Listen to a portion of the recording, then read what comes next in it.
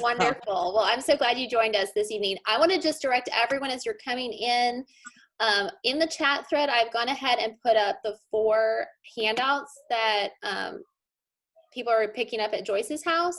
If you want to print them out or just reference them, but the most important one probably to look at would be the Quick Start Guide. That CHTHIA is the local homeschool organization, and that's the Quick Start Guide that they give out at like the curriculum sale.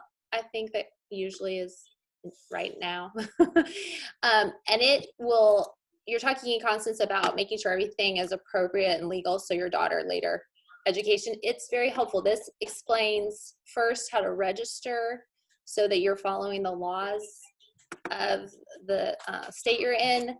Tennessee is a little different than Georgia, so this lays out Tennessee. And then explains the different kind of approaches to education, because within your homeschool you have autonomy over the kind of philosophy of education you want, the kind of structure. And then there's also a series of websites with helpful information for getting started, books. It's just a lot of resources. And then the other ones, there's a preschool guide for people who aren't quite school age yet. And then 2 book lists that Jeanette Toulis has put together with some other home educators. And they're just a wonderful resource as you're pulling together past your basic core curriculum, just other books that can be used. Yes. And I see you're on now, Joyce. Yes, and we are recording. We can edit off the bits of conversation at the beginning and end. But just in case people who couldn't make it want to kind of see the panel part, we'll have that hopefully available. I'm going to call the people who are present to come and sit down, and we'll see if y'all can hear us. The panel is going to be in the chairs right here, okay? So we'll have to do a little test, okay? But I'm going to get everybody. All right, welcome. Okay, everyone. I'm Joyce.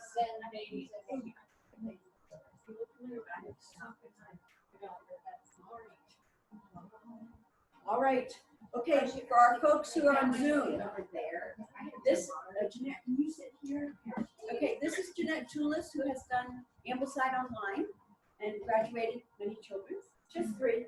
3? Okay. Yes. Oh, I'm going to get that. Okay, and Joy, can you take over? Yes. Come and sit here next to Jeanette. Okay. Okay. And okay, introduce Jeanette. And this is Catherine Hamilton. Catherine does Charlotte Mason, mostly inspired. Do you do any other? Just cheating on math. Love it. And Erin Goody.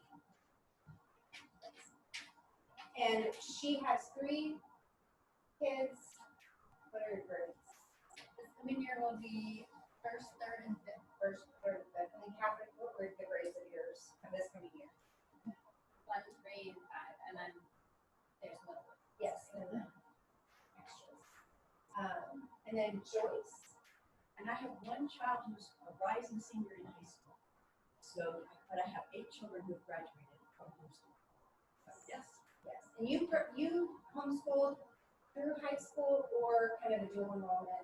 Yes. We usually do 1 dual enrollment every semester. And then I'm Joy Cherrick, and I have 6 kids, and I'll have 4 in school next year, 1st grader, 2nd, 4th, and 5th grade next year. So we are going to get started with questions. And Rochelle, can you hear us okay? She's on mute. Okay. Oh, you're on mute. If you could just speak as loudly and clearly as possible, and if possible towards the screen so we can see your faces, that helps. Thank you. Thank you. Let me see if I can get us a little closer. A little closer would probably help, yeah. Okay. It's like having an extra person in the chair. Jeanette, can you speak for me? The computers, the laptop is on a stack of childcraft encyclopedias. This seems very appropriate. Yes. Okay, good. Okay, excellent. Okay, so we are going to go through our questions, and We're just gonna kind of answer them as we go, just so that we can help you. These are some of the questions that you guys sent to us, just to kind of get us going. All right, so the first question is, how much time per child can I expect to spend? Oh, we do. Where's the?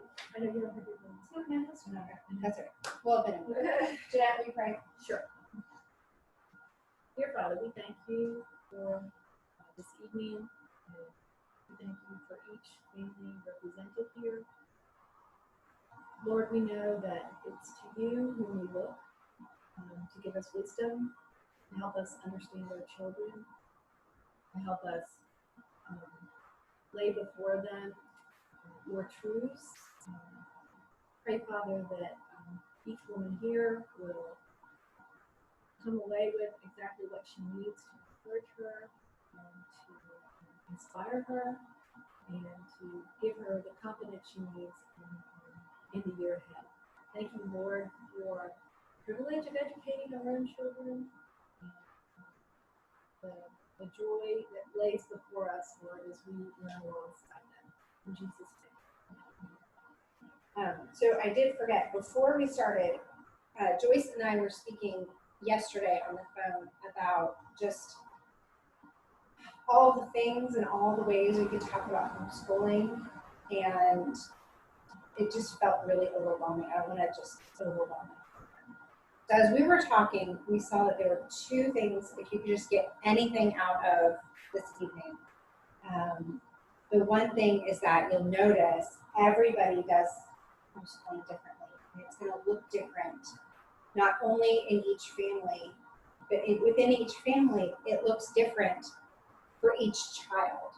I think Joyce the other day told me about one student who graduated from college or high school, no, high school early and college early.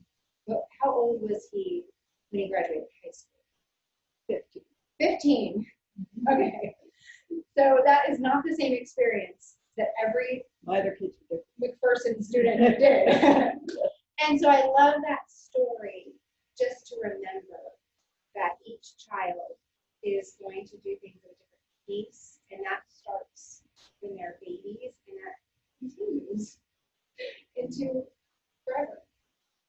And then the other thing that we really wanted to encourage and remember is that it's really very simple. And if we can start with reading, writing, and arithmetic, then that can really help if you're looking at the academic part, not to get overwhelmed with how do I do art, and how do I do history, and how do I do all these other things. But those three things tend to be foundational in any educational philosophy that you come up with. And then Rochelle has included links to some resources, and then we have papers up here for CSBF is the organization that Jeanette is a part of and has really helped as far as getting homeschooling supports to people in Chattanooga and throughout the Chattanooga area for decades. Yeah. 20 years. Yeah. 20 years, yeah. And there is a starter guide, and we are actually not going to cover the information that's in the starter guide. It is the rules, the laws, all the tricky stuff that you need to know to get started homeschooling in Tennessee, just to make sure that you know, or Georgia, just to make sure that you know just the legal stuff that you need to do, record keeping and all of that. She also has in that starter guide information about the different types of educational philosophy there are. And that was the first thing that I noticed when I started learning about homeschooling was, oh, there's more than one way to do this. And everybody's actually arguing over the right way. And then that sheet actually goes over those different philosophies. And once you just get familiar with that, then you can start to filter to understand kind of what perspective people are coming at. So it just helps with the information wave of stuff that comes at us to help us filter, and it will help you filter. your personality and your kids' needs. And then also Jeanette has provided her lists of recommended books for you have picture books and Chapter books. chapter books. Yeah, by Jean. So she has provided some really great resources there. And then her preschool guide, which again is in the link, is I would say preschool and kindergarten. So we use those words interchangeably usually. Okay, before first grade. Before anything before first grade. So without further ado, we will go to our first question. So how much time per child can I expect to spend logging grades or keeping data just to keep up with the child's progress? Jeanette. I didn't spend much time doing that at all. Basically, what I did is just on my calendar, I crossed off the days that we were homeschooling and that we weren't on vacation.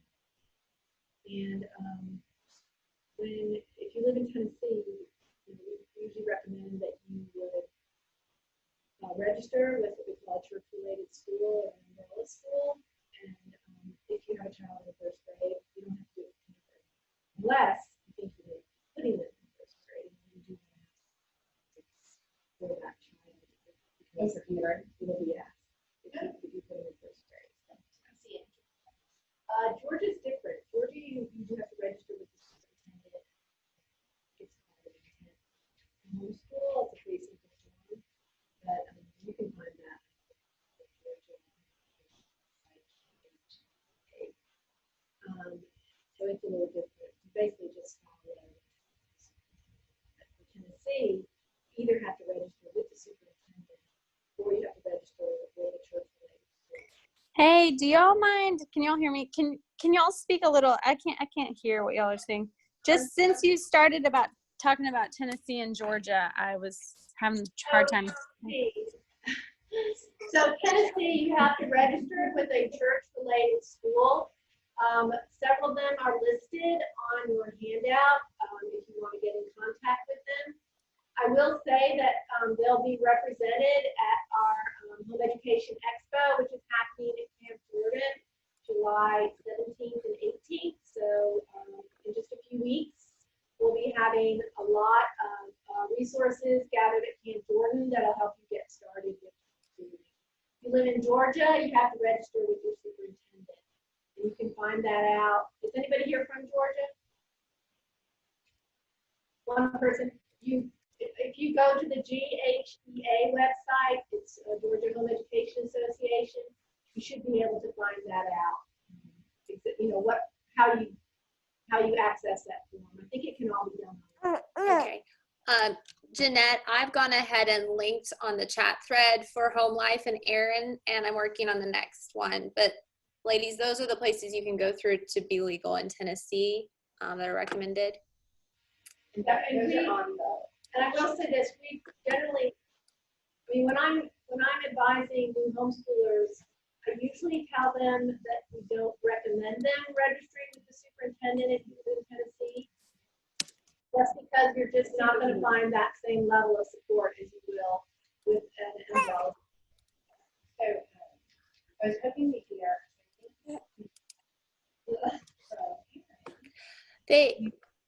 So if you go through one of these umbrella schools, they will give you guidance. They can help you.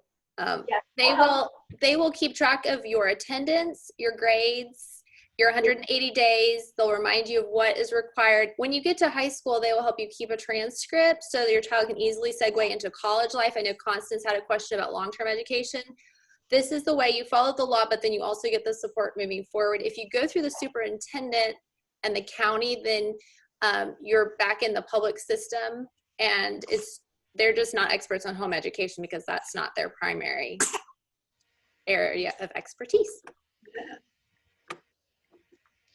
So I keep a fairly traditional teacher plan book, which basically is the same format I used when I was teaching third grade in public school in Illinois. Just pick up a little bit. And And I made the teacher plan book just on the computer. I just print it out, and then I fill in the blanks every week as I'm planning for the week. Like what math lesson and what word we're studying and what we're doing this week. It's pretty simple and quick, but it also helps record attendance. I can easily look back and see all the days that we have at school. And in terms of grades, I don't spend much time like logging grades. I mean, I really don't log grades at all. There are a few more formal assessments, like in our math program, like twice a year, mid-year test and end of year. And I do like look over and score them, but I don't. When I have to turn in grades at the end of each semester, it's all just my, I just know based on what I've seen every day. And you have to remember that, the grade keeping is not really important until you get to high school. So it's kind of pro forma before that. Well, I think all of us have kind of found it has more to do with where the child is. And we always talk about with math, they are where they are. If a child might be in second grade math, but they're technically a fourth grade student, and we tend to go, well, they'll get there eventually. So our next question is, that I think is related to this, is how much time do you spend each day on each subject? And just specifically reading, writing, and math. Maybe Joyce.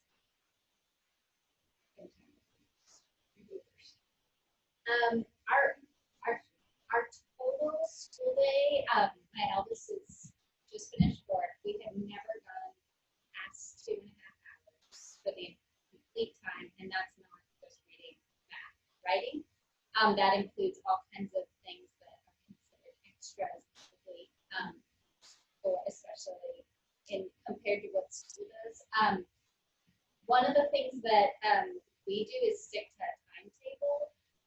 So things don't drag on and the kids stay focused. It really helps motivate them. The math is 20-30 minutes. Reading is at the instruction level, it's 15-20 minutes. And then once they get to be readers, the younger ones still read aloud to me something, but we don't keep doing reading. And writing is, there's like 10 minutes, that's the copy work, spelling stuff, and then they, are doing some, but my older kids will do some writing that's responsive to what they're learning, but again, maybe 20 minutes of that. Those pieces, they aren't big chunks of time, and I've learned from experience, we get more done by having a short period of time than we do when I was stuck on, no, you have to finish this exercise today, and their brain is gone or they're emotional, and we spend an hour on math, and I don't even know if we can go learning anything. So, the total is like 2 hours, 2.5 for the fourth and fifth grader of when we're sitting down at the table. But I know that state requires more hours for it to come to school, but there's so many other parts that are educational, the outside time, the music practice, and the just other reading that we do throughout the day that I'm never worried about, are we getting enough hours in? It's more about just changing your thoughts to count things that were already educational. Yeah, that's really true. Your whole family life is education. So really all day for education. I would say that they've done studies at elementary school, about 20% of the time students are actually reading. So if you look at a 6-hour school day, it's about an hour and a half. So I have found. Joyce, can you repeat that? We're having trouble hearing your. Okay. You can turn it toward you. Okay, I'm going to be close so you can hear me. But the studies they've done on elementary school show that about 20% of the school day is the actual learning time. And so 1/5 of 6 hours is about an hour and a half. So that's why you're going to see kids above grade level who are putting in, like Catherine describes, about 2 hours a day. But I really do agree that everything they do is educational. So if they go to the grocery store with you and they're learning about how to, add numbers or whatever, that, they are learning. We do in our school spend a lot of time reading. I read aloud. Even when the kids are in high school, the whole family's together and we read. And so that's an important part of our school day. So I want to encourage moms. A lot of people think when they convert to homeschool that they have to have a 6-hour school day, and you don't. You'll be surprised at how effective and efficient it is for students. Yeah. Okay, the next question is, how do you schedule your school year? What breaks do you take? How do you keep track of your breaks? So, Erin, I know you and I have a different methods, maybe if you don't mind. Going first. Sure. We start the school year at a pretty traditional time of year, mid-August, and we go pretty hardcore all the way through Thanksgiving without really any breaks. And it's just a really good focused time where we're on a really good schedule routine. And then we just take that week at Thanksgiving, then we're back at school, and I just take a week, sometimes a little more at Christmas time.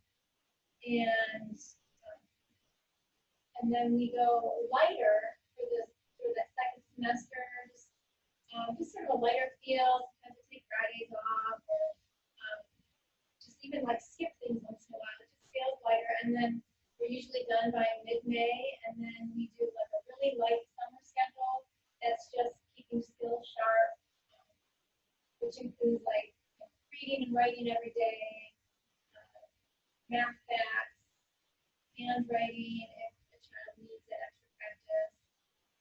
But it's a really light summer schedule just to keep us in routine and our skills sharp. Yes, that works for us.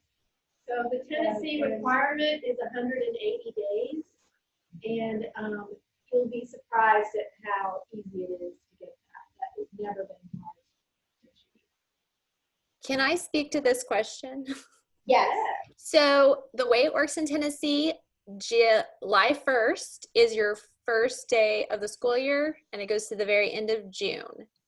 And you need to register with your umbrella school and pay the annual fee to them before, at least in my experience, we've used Erin Academy. You need to pay them before you can start recording days. So if you start school in the first week of August and you haven't signed up with your umbrella school yet, you can't use those days towards your 180. So the order of operations is getting things set up with your umbrella school and then start your school year. And you basically have anywhere between the 1st of July, if you've registered, to the end of June to get 180 days in out of 365. I'm sorry. I'll be back. So for me, so Erin and I kind of laughed because we tend to end our school years around the end of May, but I start usually in July, but I go 6 weeks on and I always take a week off every 6 weeks. I'm a sprinter, that's my personality. I love to go hard and then I burn out and I need to recharge.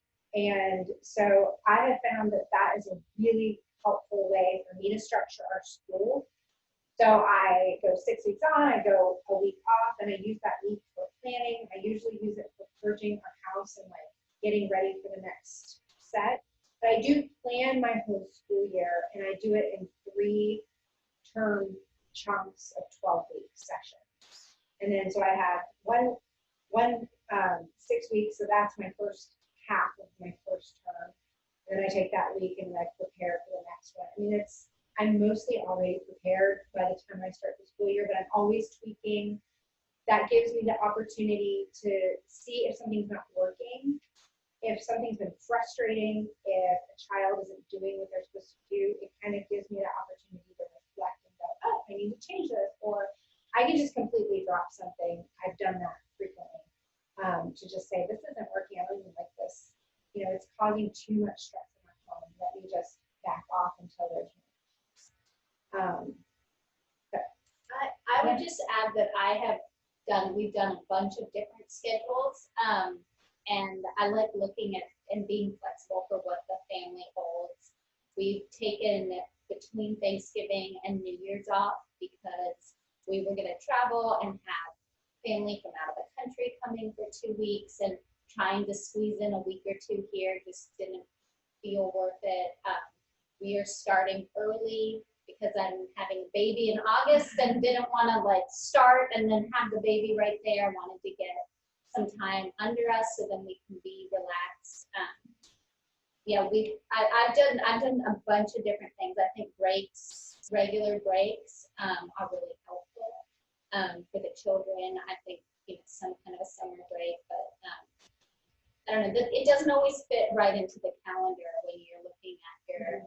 I need to get this much in by this day, and then it just doesn't always work. The calendar's not perfect, and so instead of feeling stuck to the calendar, the flexibility has been a good thing for us, and having kind of a general plan, and then knowing that there's wiggle room for life.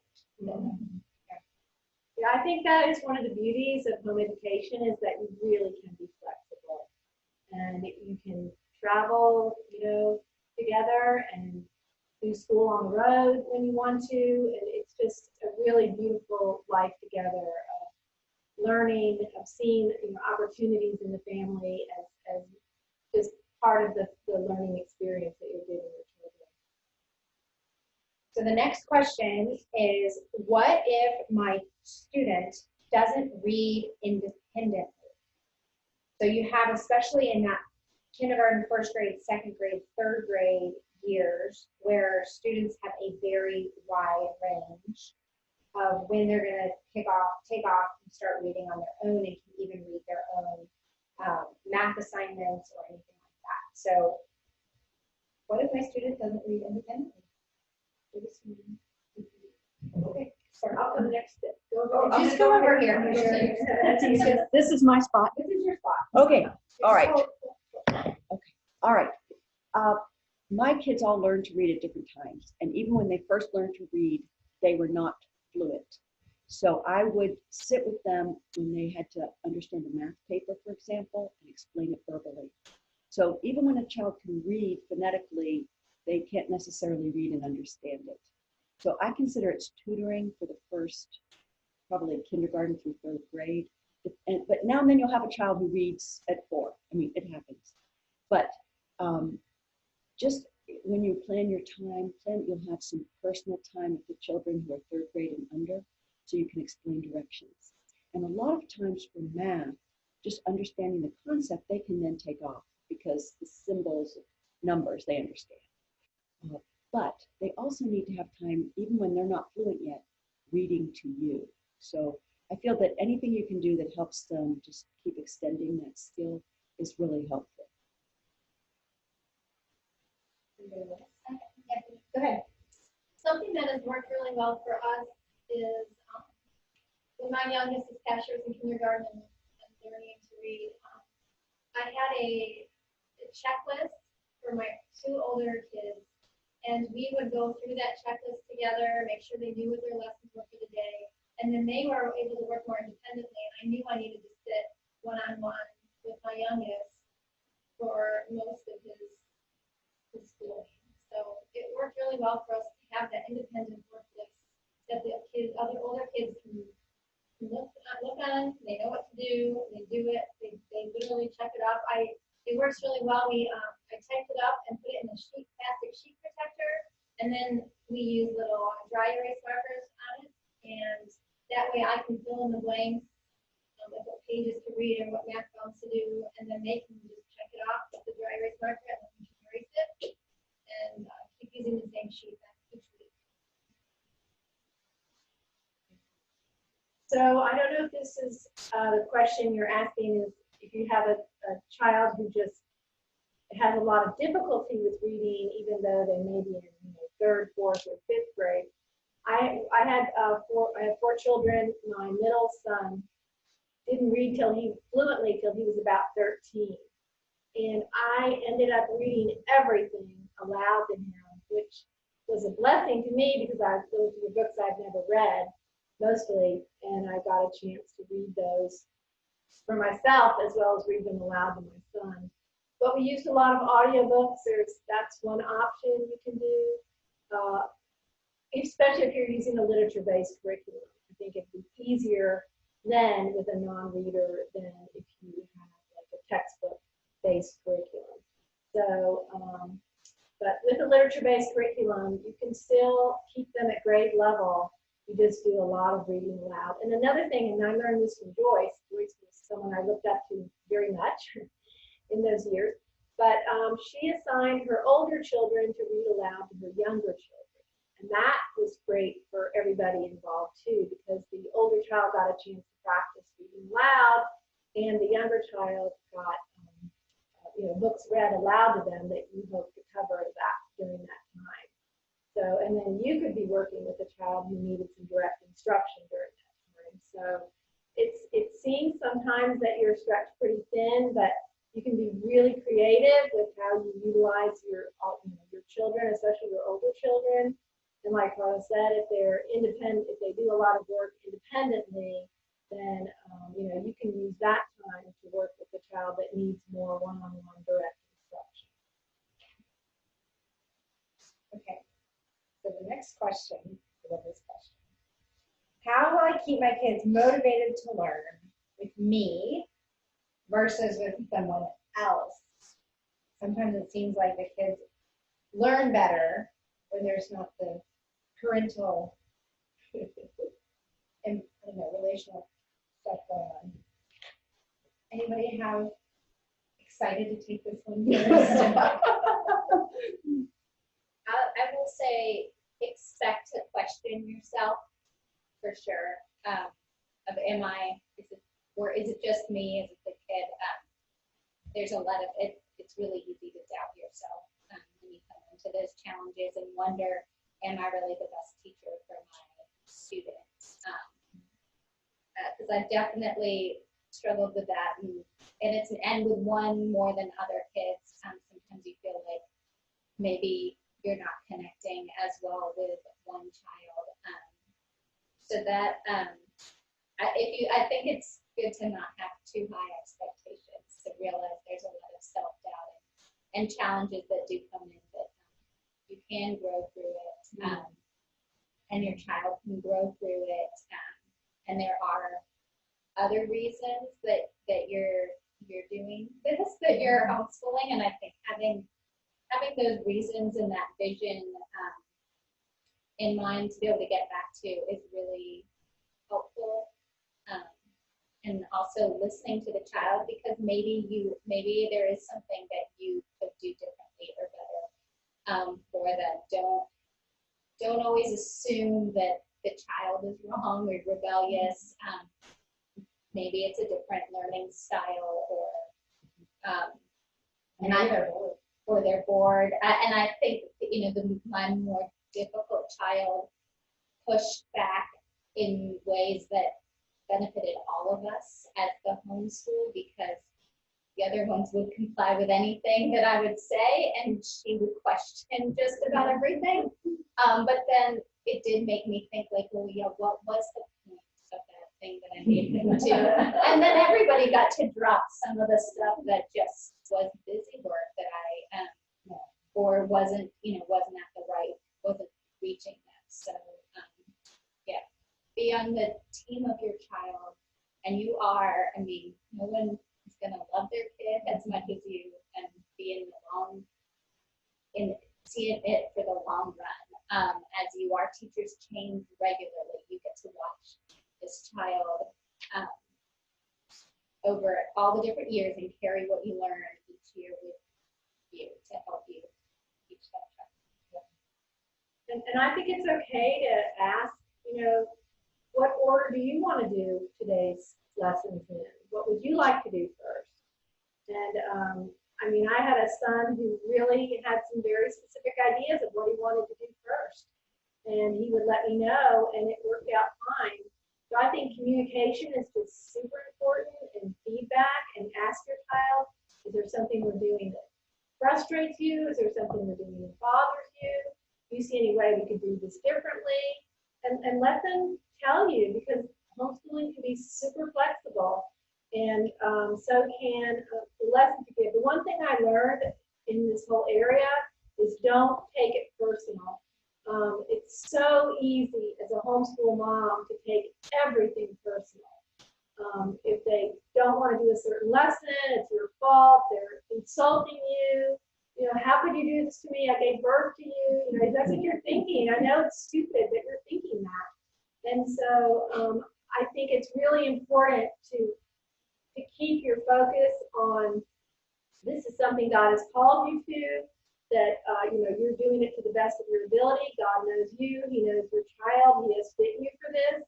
And but not to take it personal if something doesn't work out, or if the child, you know, rebels or does a terrible job on a lesson or whatever. But just you know, come alongside them as much as you can. Like Catherine said, let them know you're on their team, you're in their corner, you're not just this teacher, you know, throwing edicts at them from on high. You know, you're the mom who loves them and who wants to help them and who wants to encourage them. And I think when they know that, it's just a lot easier for everybody. But I had a terrible time taking everything personal, and it took me probably my fourth child to learn not to do that. Well, and I think it's so interesting, your perspective from what I'm going to share, because I've had to tighten up my, I don't know, just we need to do this at this time and then do this next. Because what I found is I would let things go, and then in our home it just became anarchy. And then I didn't know what was going on with anyone, so I had to find, like, I started making arbitrary rules. Okay, no, we have to do it this way. Why? Because if we do it this other way, then there's a mess, and then we're playing over here, and I don't know what's going on, you know. So I have had to find a certain balance between the structure and it's always adjusting. And I've come to Joyce so much. Oh, this child isn't listening, and I've Googled reasons to stop homeschooling, and you know, really having to lean in when I'm having an issue with a child and figure out, well, what is it? And for one child, it was always they were bored and they needed more to do. And that was a challenge, because I thought, oh, well, you're not, like, you're upset because of the work, but anyway. So always trying to figure out. And another child, I had to make adjustments because they were just dilly-dallying. And the answer was he needed a watch and time himself for 5 minutes and he'd be done with the page, you know, and it was like it was taking an hour to get the page done previously. So again, it's just these adjustments that work for something. We're just always trying to figure it out. And I love what one of my friends said, talking about keeping kids motivated. And she said, you know, if you can't get your kids to sweep the floor, it's going to be really difficult to get them to do a math problem and to, you know, get them to do these other things. So a lot of what I've focused on is really that chore aspect, because it helps me. It's just such a tangible way to work together and, like, teach instruction. So whether that helps you. Does anybody else have? Not on that question, but bringing up chores. Oh yes, I just think that is such a great thing for kids for so many reasons, and it's great for me because my kids are at the age now where it's actually helpful. Yeah. First, it was just like you just need to get in the habit of doing it, even though it's really helpful. But the older they get, it's helpful, and they're part of the team. You know, we all depend on each other, and I found another use for plastic sheet protectors. I'm a big fan of those because you can use dry erase, marker, and erase. But I just made a simple chore chart Monday through Friday for my kids on one page, all 3 of them, and it's just little icons. So they just cross it off. So there's like a picture of a bed, so they make their bed, a picture of an outfit. So you cross it out when they get dressed, take out the garbage, things like that. And it really helps to frame our morning as well, because that's like the first thing they do when they get up. Even if I'm still getting out of bed and they're up, they've already started their chores because they know exactly what to do, and it makes our day so much smoother. Yeah. Well, and then you're also Fostering the sense of belonging, but because everyone has meaningful work that it literally has to get done, right? And their contribution does make a difference, and it's just, I think it is really helpful. so that kind of leads us into talking about curriculum. And Rochelle dropped some stuff off over here earlier. Oh yes, finding all your books. Well, let's embed that with the curriculum. So Girls, up in bed. did somebody else- can we move Is there it? anything on the chat? Oh yeah, is there Oh. a question in there that maybe we need to, and before we move into curriculum, do you guys have any?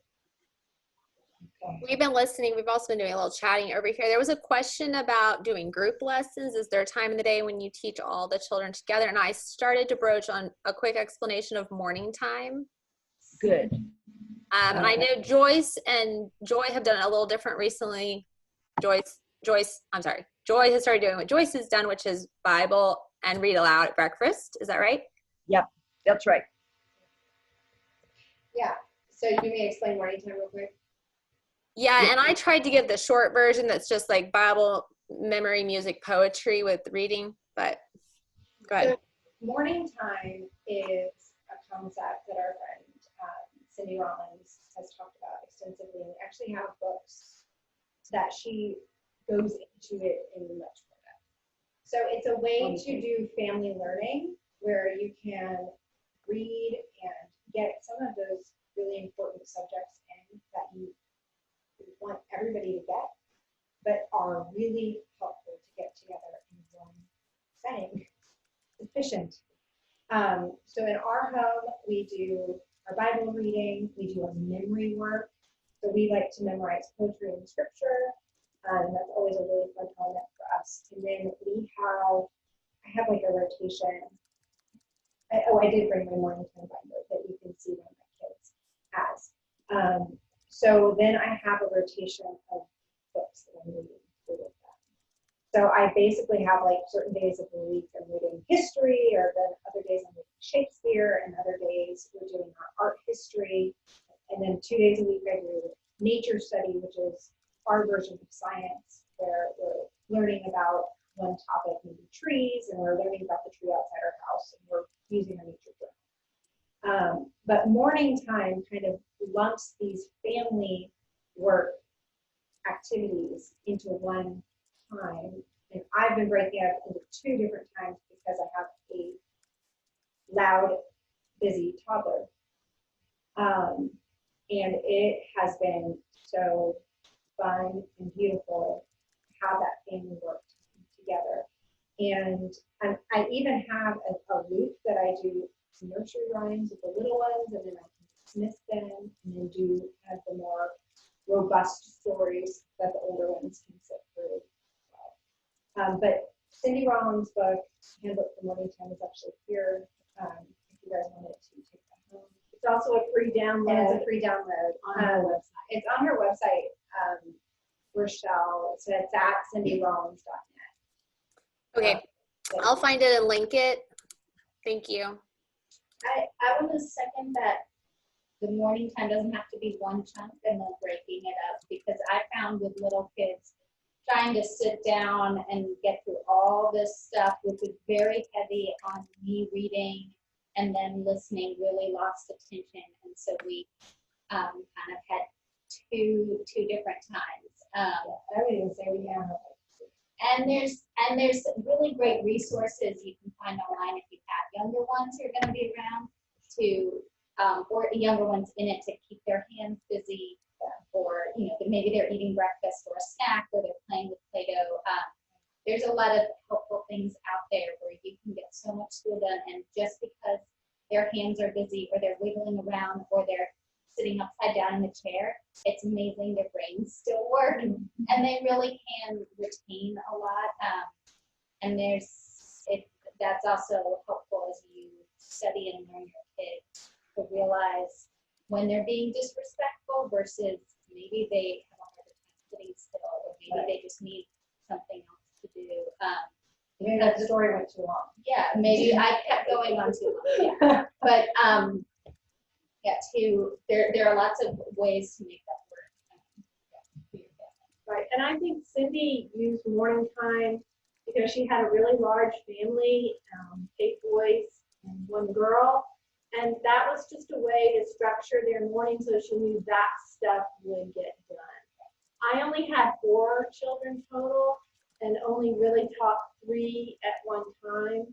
I had a bonus baby who now is like an only child, but I found that if I did a few of those things to start the day, that gave a little bit of a liturgy to our day and a little bit of cohesiveness with myself and the other children. But I like sprinkling things throughout the week and sprinkling things throughout the day that we would come together and do as well. So I didn't just rely on only that time in the morning to get those things done, if that makes sense. I think it depends on if you have a baby or some other distraction, any type of family disruption. It'll change how your flow goes. What's up? Yeah. So like you were saying at the beginning, Joy, each of us with different family dynamics are going to find what works differently. One thing that we have found is after dinner to split into the younger and the older, and my husband reads to the older children because he enjoys that, and I get a little time with the little guys. So we're in different parts of the house, and he reads things that are, let's just say it's what he wants to read. They've read all of Narnia. They've read all of The Hobbit, The Lord of the Rings. And I wouldn't have gotten through as much content with them because I would have been interrupted or distracted or tired. But he enjoys that time with them. Not saying anyone else has to do it, but then it's given me this little window of space with my little guys who don't always get as much of me during the morning. And we read picture books up in their room or a chapter book that's appropriate for a 5 and 3-year-old. So that has worked so well, but I wasn't counting that as school. And then I realized I need to think more in terms of the things we do out through the whole day. It doesn't really matter if it's at 7:30 at night, you're still reading aloud, and that's a valuable part of your school life. So. Yeah, and that's something Rochelle and I kind of have to remind each other, no, that counts. And I think sometimes we burden ourselves unnecessarily that we have to be the one doing all the things for the child. And so for us, we have grandparents that live in town and they're able to get together and do art lessons or just go to the park or whatever. And I really have come to the place where I'm starting to count some of those things, the reading aloud with dad or the different lessons as, okay, this is really, it's not just the school hours. Really trying to expand my mind on what is education. And it is what Joy was just saying earlier, it is the whole life. It is a lifestyle and not just reading, writing, and math. Was there another question, Rochelle, that we needed to address to the group or? Yes, could you address how you handle teaching something you don't feel confident in or you don't like? So a subject you either don't want to teach or don't feel qualified to teach.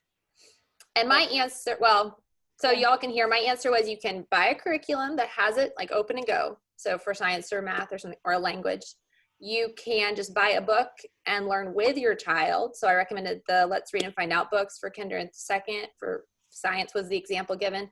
Or you could get a video or online course, which I gave the example of middle school math. That's what I'm doing with my daughter this year. She's going to use Math UC. Or you can co-op with another family where the mom is very confident in that subject in which you're not, and just barter lessons, with one another. I've had co-ops with 2 families, myself and another family. I've had co-ops with 20 families. I mean, there are a lot of co-ops available. If there's not one that suits what you want to do, start it. You could just start it yourself. And usually if you need something, someone else needs it too.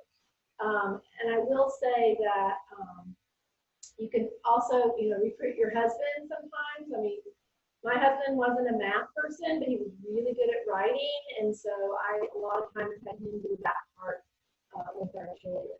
I didn't feel super confident teaching writing, but he was like an English major, so he could do that. And so I would just say barter with another mom, make some deal with your husband to do that part of it. You don't have to be an expert in everything. There is that element of you learning alongside your children. You'll be amazed at what you learn. I think I completed my own education, even though I had a full education, university degree, the whole 9 yards. I've learned far more teaching my children than I ever learned in school. And one question about what to do with the little guys. I gave a few suggestions, but Oh, I'd love to hear Joyce. Well, I know you have. Could I say one thing on that, Yes. About the not feeling confident, just a little note that your attitude matters so much to the tone of the homeschool. So don't come with I hate science, we just have to get this done. It will affect the kids. It'll be really hard for them to learn and enjoy it, even if you maybe feel that way about a subject. So trying to find these creative solutions is so important because mom's attitude makes such a difference. Well, and I'm going to say too, I've seen people come to me with, they're stressed out over a subject that they feel like they have to do.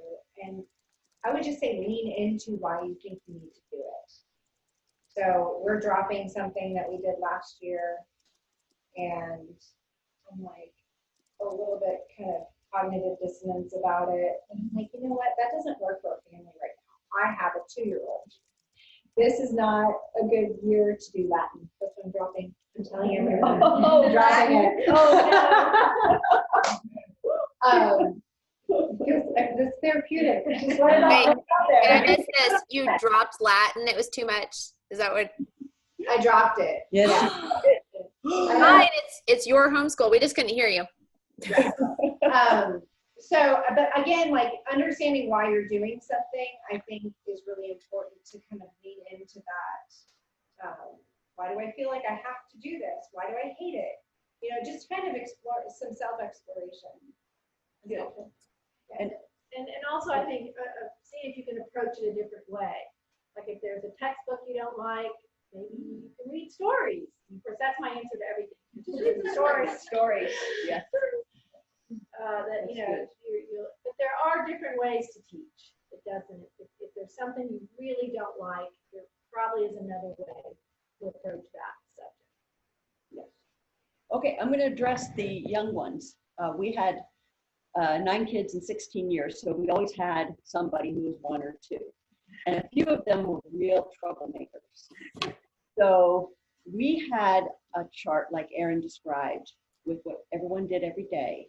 And we had quality time with blank. So whoever was the current child writing on the walls would have quality time, a half an hour at a time with each of their siblings. So that was how we kept our sanity. But we did find that the younger ones participated in our group time in the mornings. So a lot of ours were oral kind of drills, like learning a foreign language or learning geography facts. And we had a lot of 2- and 3-year-olds who would start spouting off the bones of the body or the parts of the government. I don't know, whatever we were learning. So they actually like being with the family.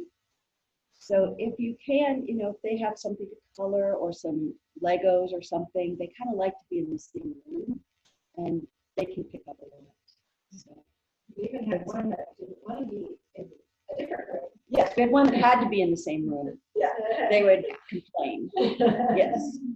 I've actually found that my 4th and I don't know if I'm on, my 4th and 5th are so used to the school routine that they actually act a little confused and bewildered when we take a school break because they're so accustomed to the routine of lessons and how our day goes. So kids are very adaptable. And there's a little learning shift for everyone as you get into a new routine, but they'll do fine. Yeah. Well, and I'll add one other thing that works really well. Is these are my particular children, right? Not everybody else's children. But when I had a toddler, the first thing I would do after we did opening prayer or whatever, is I would put that toddler on my lap and read a book just for them. And the older ones could hang around if they wanted to and listen to it. Usually they did because they liked those books. But, I just would cuddle with that toddler and read a book just to them and give them that whole individual attention.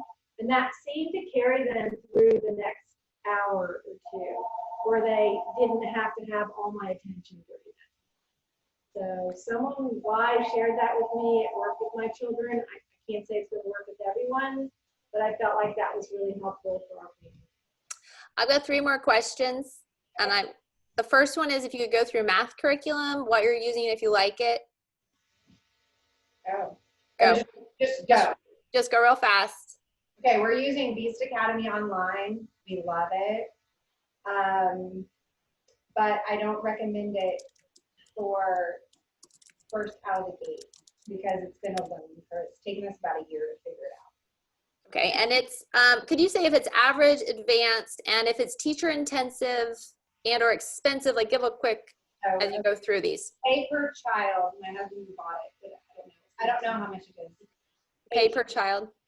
We got some deal. We're not paying that much. Sure. Anyway, yeah. So 18 per kid. Okay, and then per month. And then there's videos for each lesson.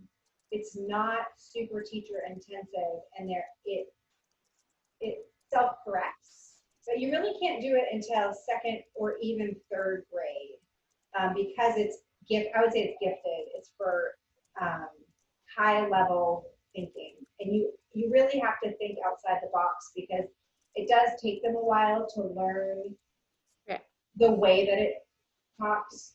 Anyway, next. The other program I used was Math Mammoth, and that's very easy and not super teacher intensive. Wait, tell us more about that. I'm typing notes for people who can't hear you, so go ahead. Math Mammoth, tell you more. Cost, teacher, tell us. Not teacher intensive. Cost. Oh, cost. I think it was $15 per workbook, so maybe $30 for the year per student. Okay. And it's a printed, you can get it spiral bound through lulu.com has it. Say again. It's like a self-publishing website, so you can get the spiral bound instead of the perfect binding, which I just prefer spiral for now. You can also take it to like Office Depot or UPS. They'll cut off I had them do that. They'll cut off the spine and cone bind it or spiral bind it. If that is something you prefer your books to lie flat, it's one way that you can have them lie flat. Okay, so I did the same thing with every single child, and it worked fine for me. I did Making Math Meaningful for years 1 through 4, and when they got to 5th grade, I put them in Saxon 6-5, and I had no trouble with that whatsoever. It worked out really beautifully. And then when they got to high school, I had a friend who taught math, and she was a college professor and also a homeschool mom, and I definitely farmed that out for the older children, and that worked out really well too. Okay, thank you. And let me just tell you, Making Math Meaningful is fairly inexpensive. It's very short lessons. There's a lot of hands-on manipulative, which I love for the early years. There's like blocks that you link together and chains, and so it's very it's not abstract. It's very yes, thank you. Very concrete, and I like that about it. Yeah, super easy to do. I mean, a lot of times you sit in a room without any help from me whatsoever. And then Saxon is it's called a spiral math program where you're constantly reviewing previous concepts. So you have a time of review, a time to learn something new, and then lots and lots and lots of practice, which sometimes was a problem. We have done Singapore math from the beginning, and it has worked for us. I would say it's teacher intensive. You are teaching the lessons video or something, instruction for it. And I have heard from parents that they've had a hard time figuring out how to teach it. I haven't. So it's worked for us. It's not too expensive. It depends probably if you buy the teacher manual, but somewhere from $60 to $100 a student per year. But it does run ahead of, even their grades are probably going to be ahead of grade level. And yeah, that's what we use. Yes. There's also 3 books. You have the teacher book, the textbook, and the student workbook, which I think is helpful to know because I found that frustrating because I don't like pieces. So. And I have never used the teacher books very heavily. I mostly use them for their mental math practice at the back of it. And I don't try to follow their schedule. We kind of just move through it at our own pace. But there's a website called Kate's Homeschool Help.com, and she has reviews of about 5 just excellent math programs, all of the ones we're mentioning here. I don't know if they have any math people, but she has done a wonderful job explaining each different math curriculum and why it might work for you as the parent, because it is really a relational decision that you as the parent have to figure out what you're willing to do, what you're interested in doing, and then also kind of what the student needs. And she does a really good job explaining that. Okay, I put that up, Joy. And also I use Rod and Staff, which is different, but that's what Cindy recommended to me when I had my 5th was born and I was overwhelmed. I was using Right Start, which is a wonderful program. It's very, very teacher intensive. If you want to talk to someone who uses Right Start, you could talk to Joy Stanton. She really likes it. She lives on the mountain. But we use Rod and Staff, and it is put out by the Mennonites.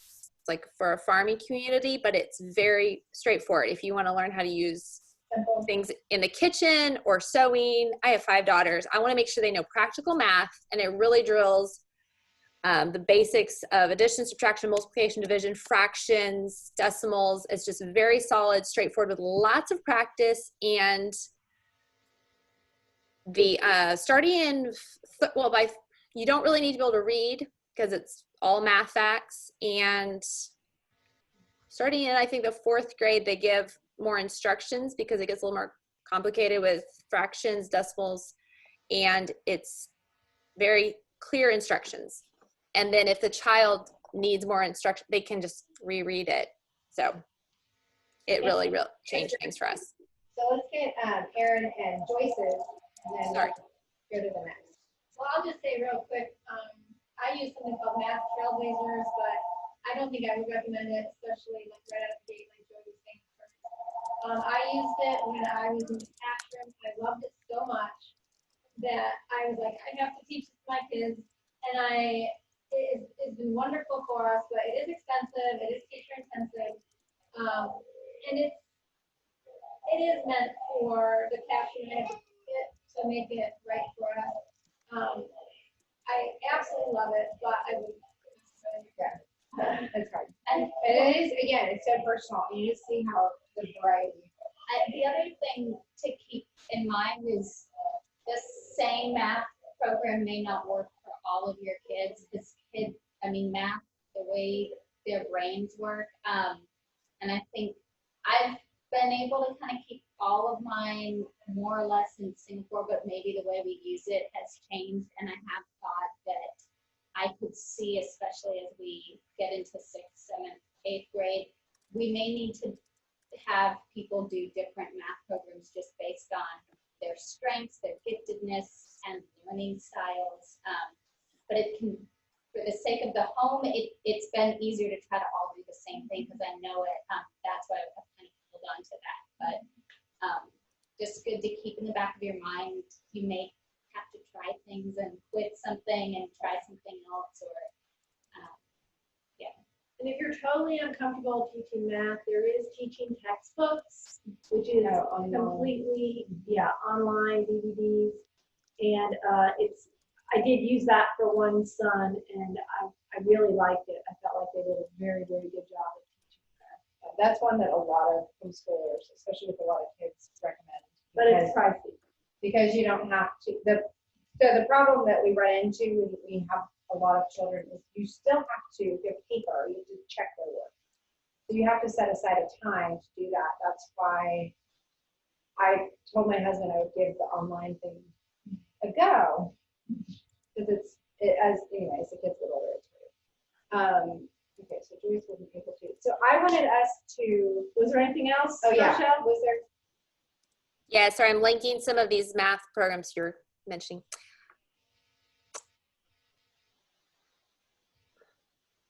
Okay, y'all mentioned a co-op. Is there a group for homeschool moms that meets so you can learn about co-ops that are available? I will say some co-ops might be in flux because of all this going on. Like we were in a co-op for 2 years and I don't think it's happening this year.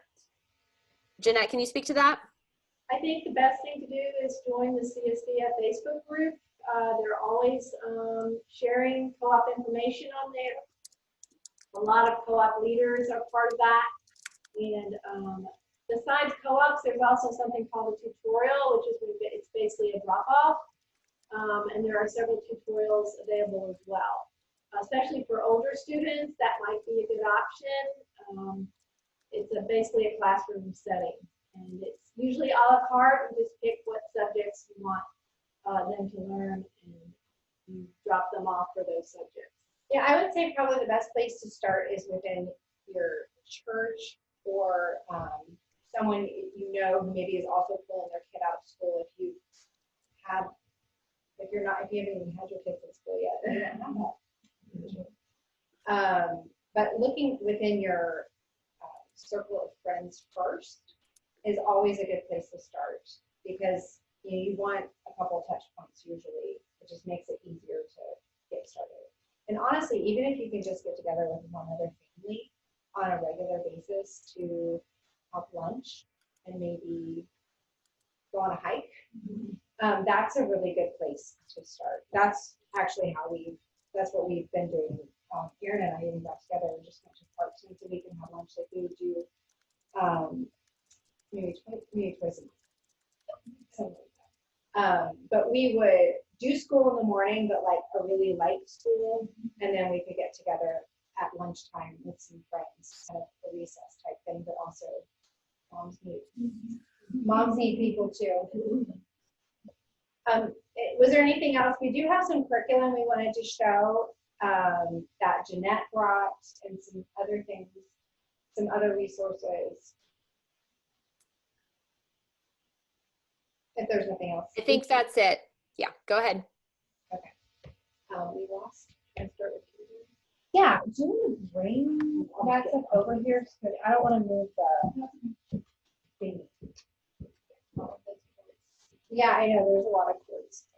Actually, okay.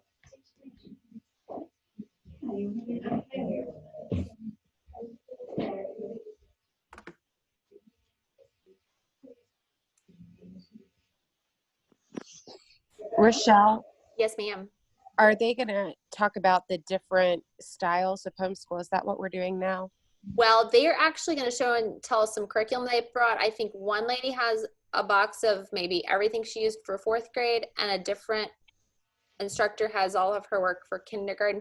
Jeanette teaches kindergarten right now to the younger siblings of some of the kids that have been at Ingleside. She was the Ingleside tutor for 1st grade, and now she works with their kindergarten. So I think she was going to talk about kindergarten. And so yeah, they're talking about specific curriculum they are using. It's not about curriculum styles. The handout, the first one you have, the Quick Start Guide, has kind of a breakdown of like different styles of teaching or philosophy. Like you could have a straightforward textbook based or something that's more literature based. The guide has a few paragraphs on that. Okay, you guys each do something different as far as classical, Charlotte Mason, that kind of thing? There's a variety. And within a philosophy, you might have different curriculum. So like Joy and I both consider ourselves Charlotte Mason homeschoolers, but we use different materials. Yeah. And I know Erin uses a more traditional model. So there is a variety of both philosophy and curriculum here. Okay, I was just wondering if maybe y'all could speak to that a minute before we go. I know I didn't think y'all were leaving it, but just before we go, maybe. Yeah, sorry, I know you don't have the video. They stood up to get some material to show and tell. Could y'all speak to the different philosophies first? Okay, so that's on the handout. Yep. And it mainly, I'll just explain how I understand it, which may not be the best explanation, but it's basically based on how you feel like your children learn and your own inclination. So there's traditional textbook approach, which is pretty much open and go. And again, there on this handout, there's the strengths and weaknesses of each approach and some examples of curriculums that use that approach. So traditional textbook is, I think that's pretty, it's what you pretty much get in like the schools. The classical approach has more to do with rote memory, especially in the earlier years. Again, it lists, I mean, I'm not going to read it, but it lists strengths and weaknesses, and it might be good if you're, if your children really enjoy memorizing a lot of facts and you want to have them, you want to teach them in their later years more using a classical model. Unit study is just based on something your child is really interested in, and you try to organize the other subjects around that interest. So example, your child really loves animals, for example. So then you study animals in science.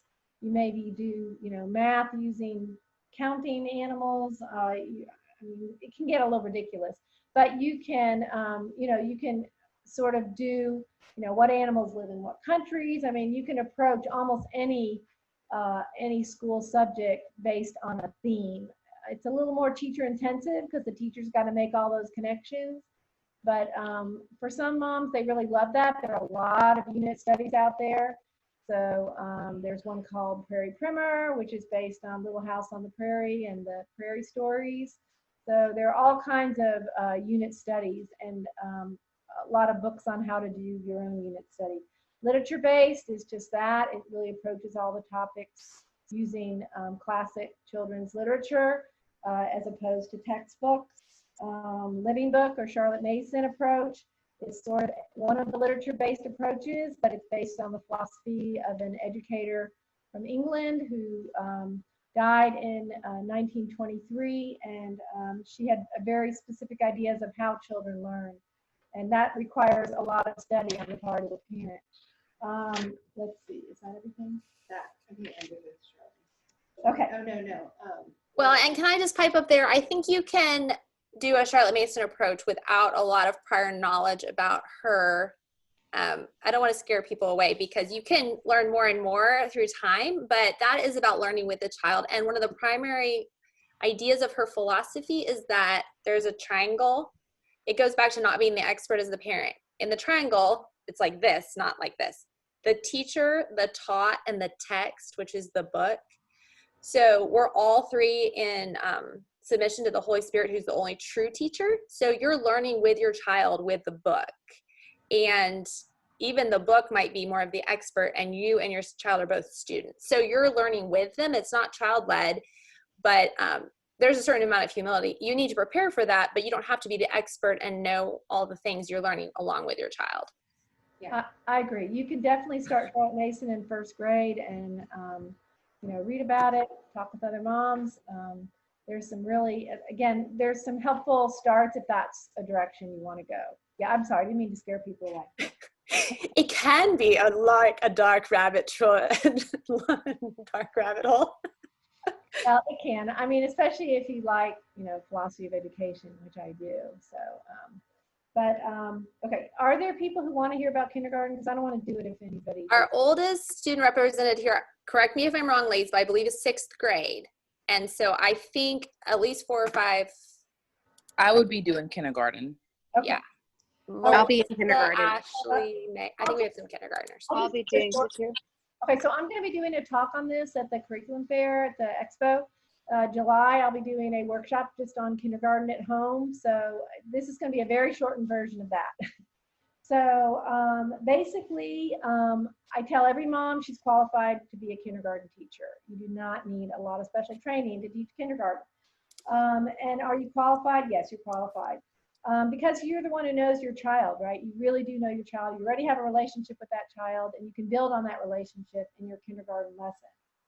So what I do in kindergarten is I do not do, unless the child is just begging for it, I don't teach reading or math or handwriting in kindergarten.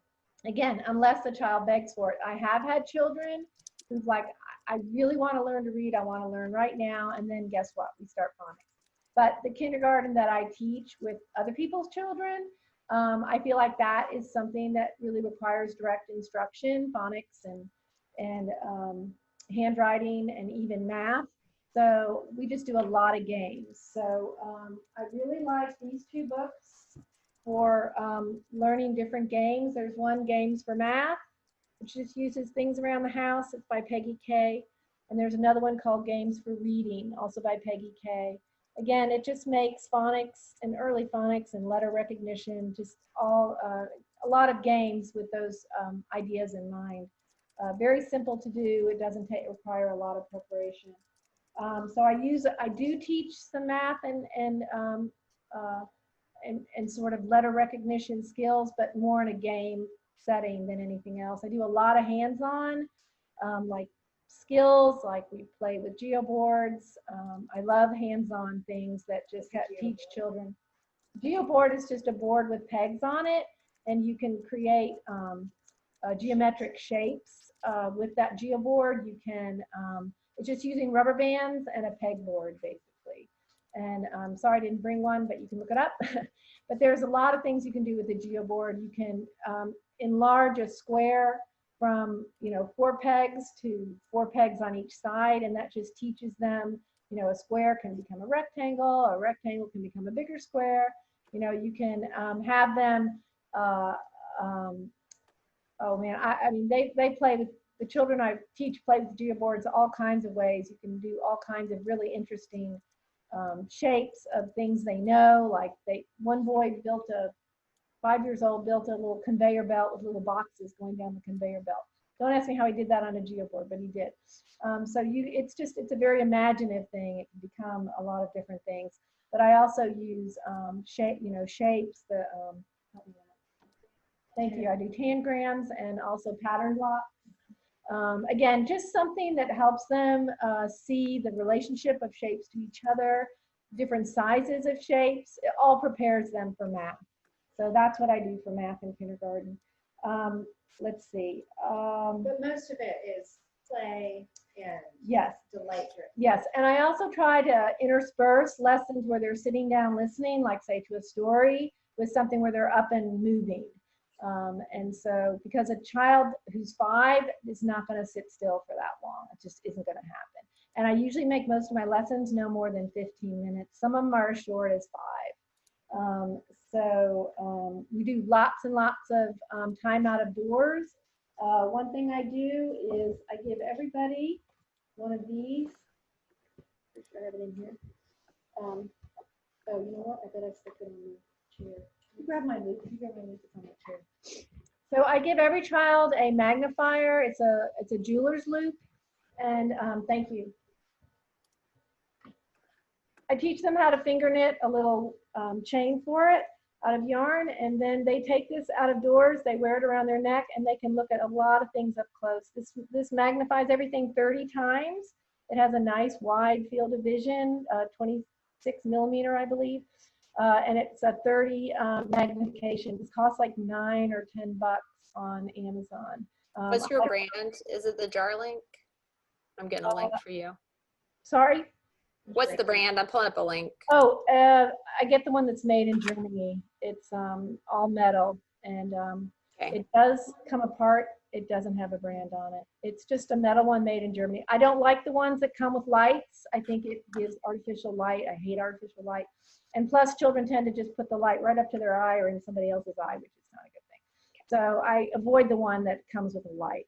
And I don't like batteries. So there you go. But They're this is exploring that 30 by outside. 26, and I give every child one of these, and they become nature detectives outside, and they really love this. This is something that helps them to learn nature, and then alongside that, we learn the names of things. So being outside is a huge part of the kindergarten year. I'd say it needs to be about almost half your time being outside. And letting them and learning alongside with them, what are the names of things, and letting them look at things up close and ask questions. Why do you think it's like that? Why does that?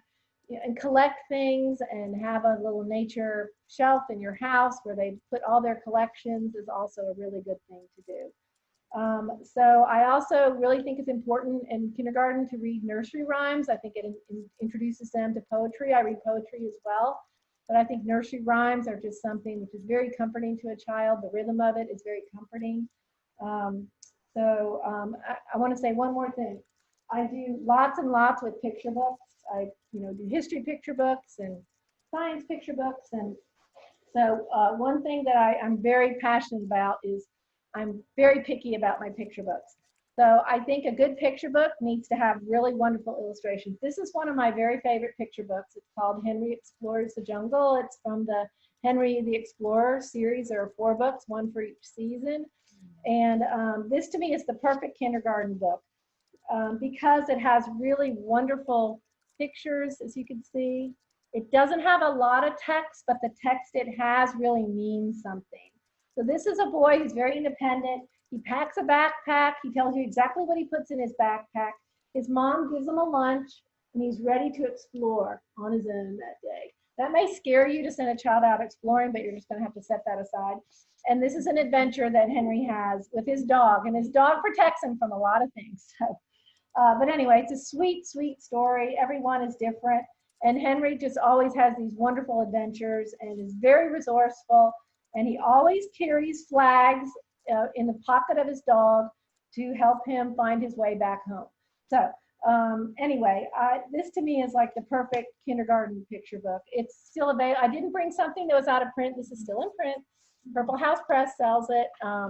But you can find, copies. Well, actually, you can't find copies online. I think everybody loves these books so much they keep them. But anyway, so this is by Mark Taylor, Henry Explores the Jungle.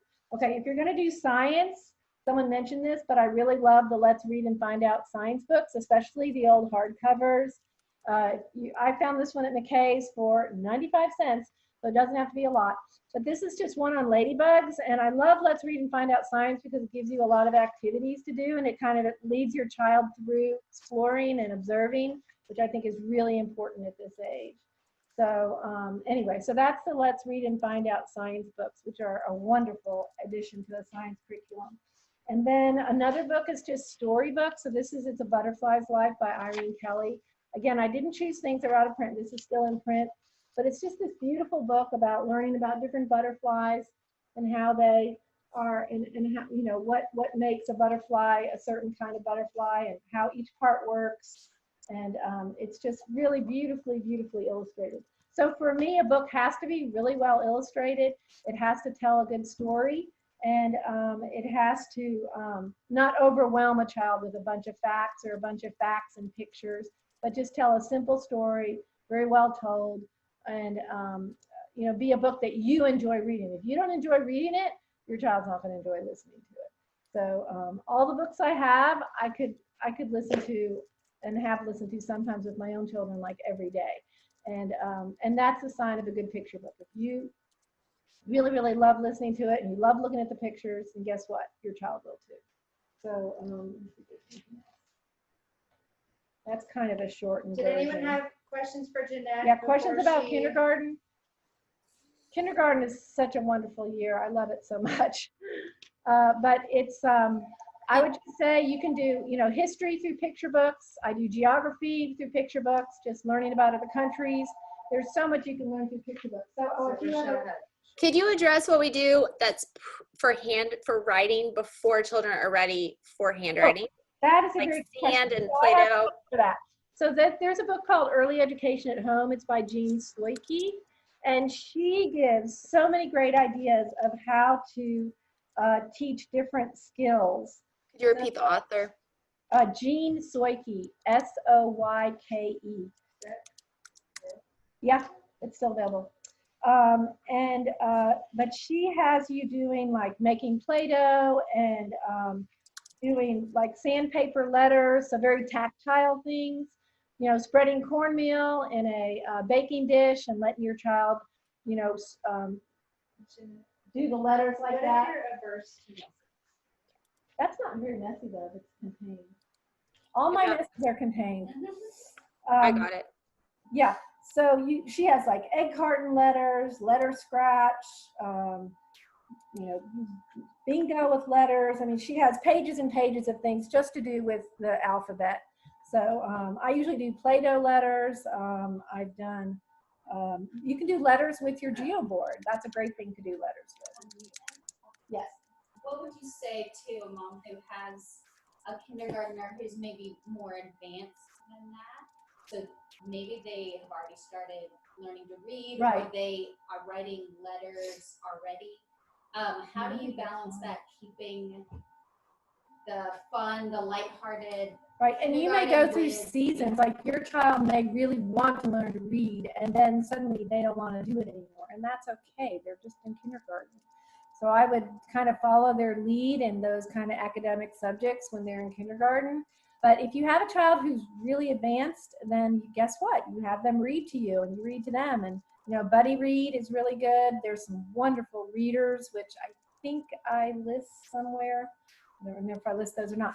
But another book that I really love is by a friend of mine wrote this. It's called Picture Book Preschool. And it's just really gives some great picture book ideas for that age. But I also gave you a list of my favorite picture book authors. And that's something you can just take to the library and find what you need. Okay, yes, I'm done. I'm done. Any questions about kindergarten? Oh, and I have a lending library if you need, if you can't find the books you want, I have a lending library at my house. Just Yeah, ladies, she does. Her house is a library. Here's the thing. If you find a book that you really want to get your hands on, but it's out of print, Jeanette probably has it. or So, hundreds of dollars. right. Or a really expensive one that you don't want to buy, or you want to use it for a week or two, get in touch with Jeanette. She has all the books. So Rochelle, I want to make sure that we are addressing the questions that everyone who is there has. We have 2 people here who will also talk to you. So I have 4th grade and 1st grade. 4th is 5th-ish. So I kind of lump 4th and 5th grade together. Yeah. So I just kind of want to know what can I share from here that would be more helpful, just so that we can. Right now, questions aren't coming through. What I'm doing is typing up some notes on what y'all are saying, so it's in the chat thread. One of the moms requested that I copy all that into an email to send it later as kind of some notes. So I'm trying to work on that as you guys speak. Yeah, does anybody else have any specific? I mean, I can go through what I have. Okay, Gail has a 1st grader. I'm also linking the things, the resources y'all recommend, I'm linking in the chat thread. Okay, so And Melissa has a 2nd grader. So we have, okay. And Jennifer, how old is your eldest? You have, I'll have a kindergartner, 2nd grader, and a 4th grader. Okay. so I think we have every elementary grade represented here. Okay. Yeah. So I just wanted to show you this book real quick. This is the book I use for all my children phonics. It is guided. It tells you what to read. The parent reads the red. Yes. So this is just what I read or do. It was $7 on Amazon, and I've used it for 4 children already. So I don't know anything else about phonics. When did I start it? I started it at 5.5 with my oldest. And the only reason I started that young, otherwise I've started at 6, was because she was writing letters back and forth with a friend who was in kindergarten. And her friend was learning phonics, and her friend started by the end of the year learning how to read. So my daughter was writing gobbledygook, and our friend started writing words. So it was out of necessity. Anyway, so, and I've had different kids read at different ages. I had one who really didn't take off until 7. And I had another one who started at 4.5. So that just I had is a how it is. 4.5-year-old begging for Yeah. running lessons. Yeah. And so I started, we did little reading lessons. But I would never tell anyone to push that on No, any child right. under 6. But if you have a kid who Right. is begging for it, and then you can sit together on your lap. Yeah. In our home, formal lessons start at age 6. Everything before that is delight. We're playing, we're doing play dates, we're inviting friends over and having tea parties. We're focusing on chores and hygiene and obeying. Like that's kind of where it's at. Because if that is not set up, if your chores, your laundry and all that isn't set up, then once they turn 6. So I'm just gonna share my basics. So I shared with you my phonics book, and then this is my, I use this sketchbook. This is from Target. And this is where my first grader logs their narrations after I read aloud at breakfast. Then my first grader, his assignment is to draw a picture from what I read. And then he'll tell me what his picture is about. And then I usually, maybe a couple times a week, I don't do it every day, I will write down, see, here's another one. And I've written down what the picture is about, because this is starting to train him for composition. This is called narration, and I have a book over here that explains what narration is. It's called Know and Tell, but that has been a really fun tool. And then, okay, so I have that, okay, and then I have, okay, so then for first grade, I use Math Mammoth only for math, and I love their math, I love that program. For first grade. It's so straightforward. I sit with them on the couch. Okay, and then the other thing we do is nature journals. And this is a picture of our phonology wheels. And we pick a topic each term to study. So like if we do trees, well, this one we did stars and skies. We're learning about the planets. And we're just, as we learn, we're putting that information into our journal. So it becomes a living document that we're going through our learning journey. But it also helps us, yeah. And let's insert a plug. So Joy has her own nature study curriculum, but it's basically like helping your child do this. It teaches, yeah, it helps you teach your child how to use the nature journal if that's something that you're interested in doing. It's called, she's going to put it in there. I'll link it. naturestudyhacking.com. But anyway, so the other thing I do for handwriting for first grade, and I got this for all my kids, I loved it so much for first grade, is this series called Pin Time. I think this is also Rod and Staff. Pin Time Publishers. No. Rod and Staff sells it on their website. It's on the same website. I'll link it. Yeah, so they have, I really loved the first grade version of this. It was so simple. The pages, hold on, let me get one. This is for an older student. This is for my 5th grader for next year. But it's just very straightforward because we're really focusing on, in the early years, copying words and letters.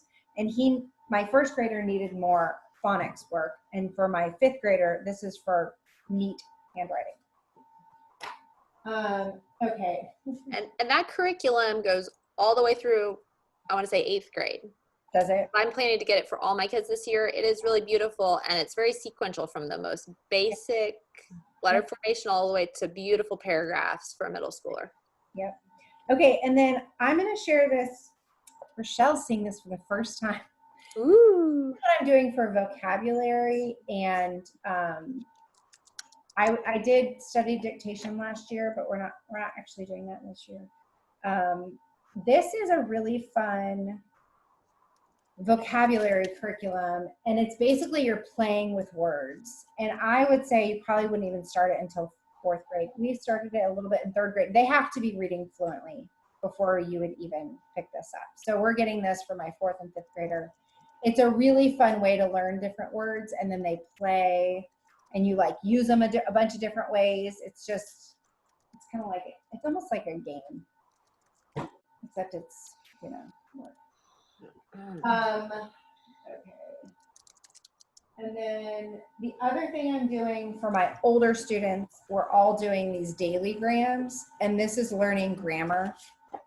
And what I love about this curriculum is it's just one sheet per day, and you're learning, and mom's learning too.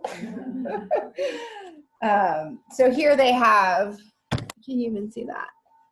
You know, capitalization, they need to capitalize, so they're learning the different things, punctuation. And it takes them maybe 10 minutes. And then I just check it and we go over it together, and sometimes she even checks it herself. And we talk about what she missed. And again, it's maybe 10 minutes. It's very affordable too. It's like $10. Yeah, it's I think I got it on Rainbow Resource. Did you want to? Yes. Yeah. And the word one. Okay. And then the other thing that I do is I keep a student checklist for all my reading students. And so next year, my 2nd grader will get a checklist like this, and it has reading, writing, and math on it. And then you can see I've actually I've looked at our week, and based on where we are, what we're going to do that week, because our weeks tend to be similar. I'll be like, okay, every Monday, I know we're going to do our Book of Centuries entry, which is this book that we track just what we're learning about for that century, and they just fill that in. So a lot of things repeat from week to week, so that simplifies, and then you can edit your checklist and just. Yep. So then I just have it set up that way. And then they're able to be more independent from me. And I have had to say, I like draw a line. You have to do the stuff above the line first to qualify to do the stuff below the line. And for my older students, they have 1 to 2 books per day that they're reading 1 to 2 chapters, 10 to 20 pages out of, depending on the student. So this is for my 5th grader next year, and I've got this history book that she's interested in. I love this series, A History of Us series. And then she'll read this Elizabeth Elliot book. You know, I mean, it's not, the books themselves aren't as important as understanding that, like, I'm taking different subjects and I'm saying, okay, I want you to read a history. I want you to have a biography. I want you to have a story of like a nature study type book, a science book. So I'm taking these different subjects and I'm making sure that they're getting those different things throughout their week and throughout their term.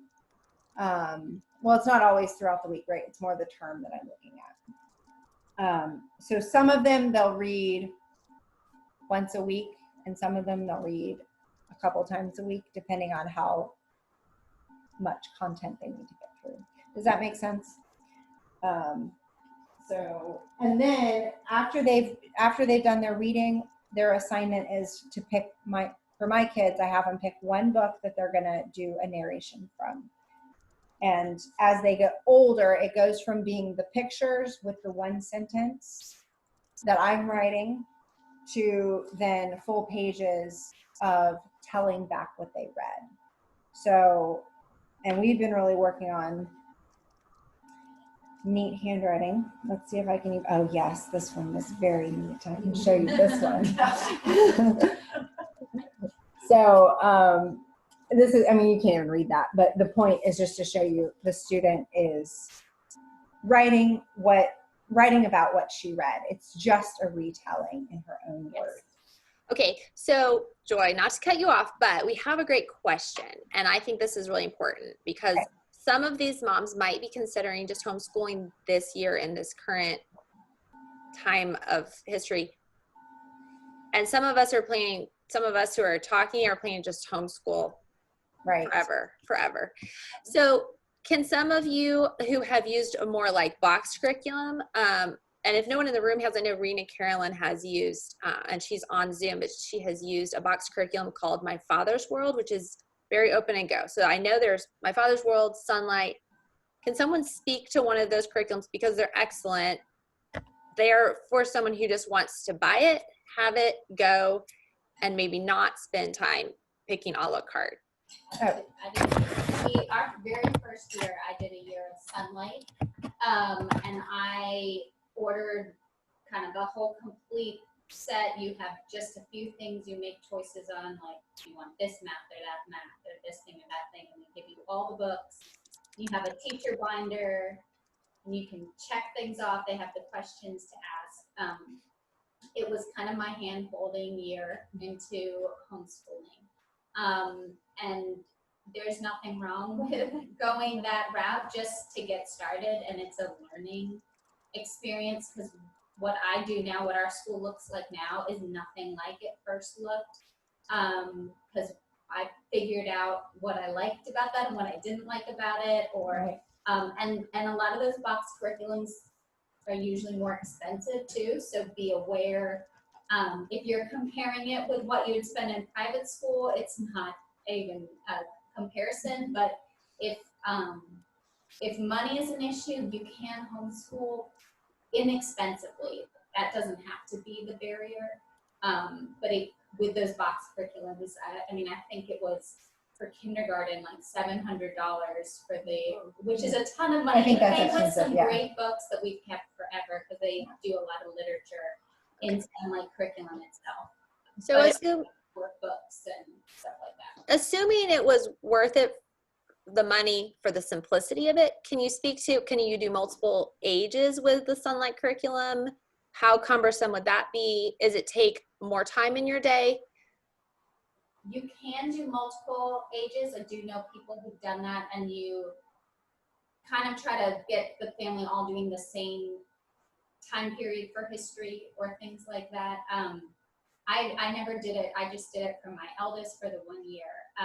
But if there's somebody who's interested in Sunlight specifically, I can recommend some people who have used it for years and done it with multiple kids, and they would happily, walk you through that option.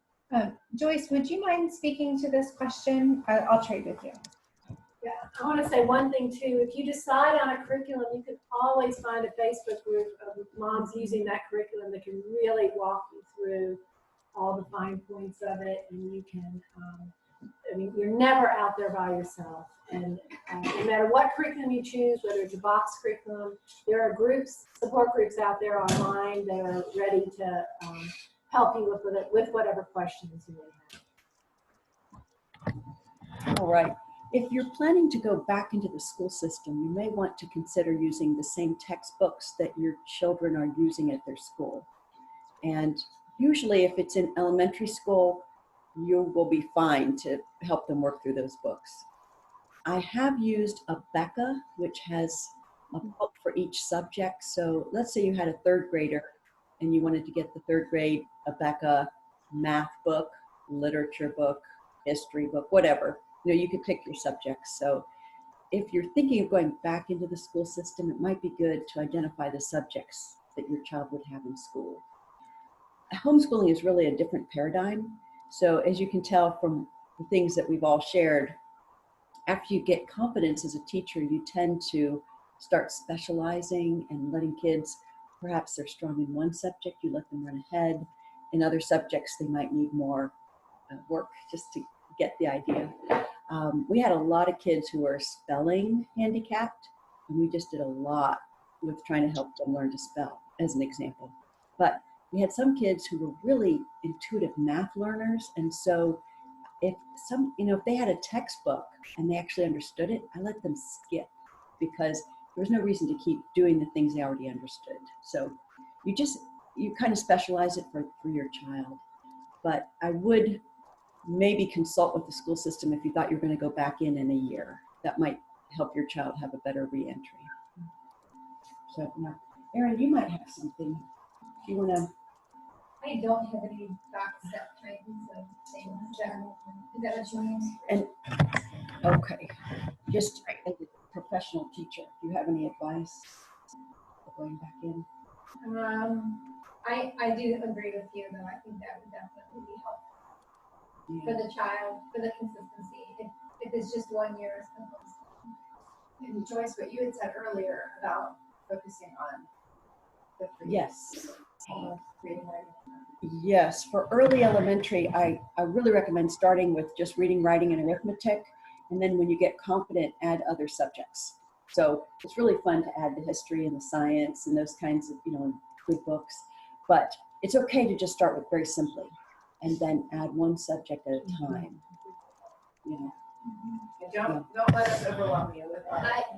I was going to say on the curriculum note, it's really easy to see anything anybody else is doing and be like, oh, that sounds so good. I want to try that. There is also something said for choosing something and just saying, this is what we're going to do for this period of time. Maybe it's 6 weeks, like Joy was saying, and then you'll take a week off to evaluate. Maybe it's half of the year or something like that. But if you get in that, it's just a challenge with homeschooling. There's so much out there and it's overwhelming, and it's like, well, that can be better and that can be better. And anything is better than nothing and constantly whirling around. So if you pick a math thing, a curriculum, and you work, you're working through it, they're learning math, they're learning different skills. So don't, as much as I want to say, like, feel free to quit things too, don't fall into that too soon. Yeah, and don't fall into that trap of, oh, I better try that. That one looks a lot nicer than what I'm doing, and just, I don't know. It's a temptation. There's no such thing as a perfect curriculum, I can tell you that. And it's mainly going to be how you utilize it and how you can sort of customize it, for your child and for yourself and for your family. But don't think you have to go out there. Like, I really do encourage everyone to come to the Home Education Expo. It might be overwhelming, I'm sorry about that, but there will be people there to help you, but it'll allow you to see a lot of options out there and talk to folks who have used various options as well. And also, it'll give you, I think it'll just give you a really good idea of different ways to homeschool. And it'll let you actually see, something rather than just view it online. You can actually, page through it, say, yeah, this is something that I think I could really benefit. And there will be the textbook folks out there as well. Becca will be there. I think other ones that have, like a whole entire year in a box. And if that's the route you want to go, that would be available as well. So, yeah. Also, I will just make a quick plug for Calvert if you want something that's very traditional and open and go and in the box. It is one of the oldest homeschool curriculums, and it's actually what I was homeschooled using. Calvert School is a prep school in Baltimore, Maryland, and over 100 years ago, they had, I want to say it was rheumatic fever or they had a bad outbreak, and so they had to quarantine a lot of students at home. And during that time, they sent lessons home, and they discovered the children at home were moving at a much more rapid pace than the children still in the classroom. And at that point, they just developed their own boxed curriculum that was sent all over the world, diplomat children, missionary children, and this was in the late 1800s. So when the homeschooling movement became really popular and caught on in the 80s, this was brought into like more mainstream homeschooling, and my parents bought it, and my mom was very opposed to homeschooling, but we lived in a remote area and we used it. And it is, if you want like top-notch, like private school quality material that's already laid out with a teacher manual that tells you exactly like what to say to the child and all the craft supplies, everything's included. So it's more expensive, but you have security knowing it's got years of backing. So I just put a link in. You can research it more. There are also options. One year we did it where we actually had a teacher at the school who would read over my papers and give me grades. And we only did it 1 year like that, but it was a year my mother was ill. So if you want even more support, there's a lot of options available. I was, one thing just to add, and I'm gonna say this because it's my weakness. For your first year homeschooling, I think see the big picture and the focus on the relationship and the connection with the child. That matters so much more, especially because everyone here has young elementary kids. That matters so much more than all the other things you do. And I think even whether this is for 1 year because it's COVID-19 and it's a crazy year, or whether this is the first of many years, it's kind of a reset. It's a reset for your family. It's a time to be together. And put that first. Don't let the other things destroy, or not destroy, but just hurt the relationship. So less is probably more in most senses. And I just know that's not my strong suit. My strong suit is to organize and plan and taskmaster and get it done. So that's something that I am constantly praying over and working on, is the people first, the connection first, the relationship over what we get done and what we accomplish. But see it as whether it's your first of many years or just this year. Keep that in mind. There's this old idea of a Jubilee year that they talk about in the Bible. And I know that Joyce, one of your friends, used to have a Jubilee homeschool year where they would just do nothing. No, They would they do did adventure. no extracurriculars for a year. Yeah. So some of you may want to look at that concept, but just this idea that it could be a really just delightful year, that you're kind of looking at it going, okay, well, this is just a unique time in our family's history that we can, just going back to what Catherine was saying, just encourage and have fun, and really thinking about how can we live well and how can we enjoy one another, and also spend some time for ourselves learning, because I know that that's an important component of not only just education but being a mother, is trying to figure out where we're headed. Well, I think we're kind of at the end of our time. I have one more question from Gail. She wants to know about exams. Is there a way for, how do you measure progress from grade to grade? Are there assessments and tests? And I said, usually within a math and science curriculum, you'll have unit reviews and tests. You can also do like exams at the end of a term to ask your child what they remember. Yeah, remind me what ages your children, your grades, your first grade? Okay. So especially with first grade, but I would say for sure all of elementary, you'll notice that you'll start to just know and it's an intuitive, you know where your kid is and are struggling, especially if you're checking their math assignments every day. You'll start to, it becomes relational. So I did look into testing for our family. I thought, because I'm going to do some stuff different this year. I was like, well, I want to do a test. I want to test them. Do Iowa State testing, standardized testing.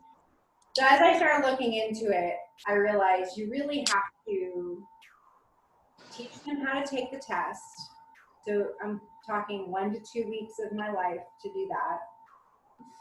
And then you have to pay money, and then you have to get them the test. You have to moderate the test for a couple of days, And I was like, for me, I was like, I know where they are because I'm with them all the time, and I can understand, okay, well, this kid doesn't have their multiplication tables yet, and this kid is using it through addition, and he'll just pop out with stuff. So, I know that traditionally we want these tests and measures, and if you want that, that's still something that most curriculums have incorporated into them. They have tests, they have review, but there's going to be so much more on the pulse of what your child is doing because you're there. A teacher has 30 students that they have to keep track of, so that is the time that they're able to measure their students. But you're talking about you're one-on-one. Even in my home, I've got 6. Like, I still am able to keep pulse on where people are. So again, I just would encourage you to remember, like, it is more relational, and you're gonna just know. I don't know. But those tests are available. Yeah, and I'll add that a lot of the umbrella schools offer standardized testing. I know Erin Academy does at certain grade levels. So I know that sometimes that's really important for dads. They want their children to be tested to see what they're learning. And so that option is available. A lot of times, even if you're not with that particular umbrella school, you can still get the testing done. I think some children have even gone to public schools and done standardized testing. Well, it used to be, but now maybe not. Oh yeah. But anyway, I keep forgetting the world has changed. But standardized testing is available, and a lot of homeschool moms are available as proctors to do that. I know a lot of public schools use the math test. I don't know if any of your children have used that test, but that is also available to homeschool. It's all online. No, not the math. Versus the required testing. Maybe The required testing usually through the state, I think it doesn't start even until 3rd grade. But this is actually not like a. Yeah, did you hear that? Most required testing doesn't start until 3rd grade. But the math test, though, is not a state standardized test, and oftentimes kids in public schools will take it starting at kindergarten or 1st grade. Wow. Anything else, Rochelle? No, people are sending me their email addresses, and I'm going to send them these rough notes, but I'm not going to edit them. I'm just going to send what I've typed up as y'all were talking. Thank you, ladies, so much. This has been really, really helpful. I appreciate it. And please, if you're on the Zoom call, please reach out to one of us who invited you afterwards for questions. This format is a little bit more group discussion, but if you have individual questions, whoever invited you, please feel free to reach out to one of us. And make sure they have all our email addresses too. Yeah. One quick thing, just with my email address, Joyce and I are working with some people on a not-for-profit organization that would come along alongside homeschool families. With the main things it would provide to the families is like a mentor relationship with someone, and I think some people that you may see here may very likely be some of our coaches and mentors. But if that's something that you're interested in, someone to help you plan and walk through the program, there's this pilot program, if we get funding, that we will be doing for this coming year. And if you can send me an email, I can have you on kind of the tentative list. So if it does come through, we also have a survey we're putting together, and that's just how we're keeping track, because it will be limited to just 100 students for the first year because of funding constraints. And Catherine, could you give me your email address? I actually don't believe I have it. yes. It's in our group email. Yeah, I'll just send it to you. I'll find, okay. Yeah. I'll find it. We don't spell wrong. So that's Catherine Hamilton who's making that offer. Yes. So just let me know so I can put you on the list. I can tell you more about it and some of the cool things that we're trying to do. But it's so helpful, whether you do it formally through something like this, to have someone who's helping you when you get started and coaching you, or just a resource to call when it gets hard. So let me know if you're interested. All right.